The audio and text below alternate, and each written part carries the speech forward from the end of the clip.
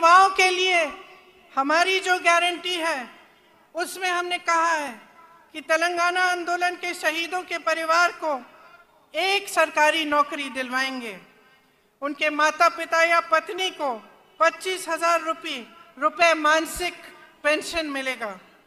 2 लाख खाली सरकारी पद हैं, उनको हम 1 साल के अंदर अंदर भरेंगे और बेरोजगार युवाओं को 4,000 रुपए प्रति माह बेरोजगारी का भत्ता मिलेगा।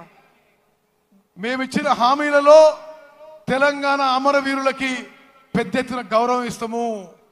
తెలంగాణ నిరుద్యోగ యువతకి 4,000 రూపాయలు నిరుద్యోగ భృతి ఇస్తాము। తెలంగాణ నిరుద్యోగ యువతకి 5 లక్షల రూపాయలు ఇవ్వబోతున్నాము।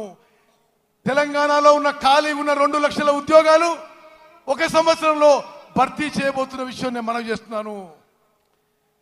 गल्फ देशों में रोजगार की संभावनाओं को मजबूत करने के लिए स्पेशल गल्फ सेल बनाया जाएगा।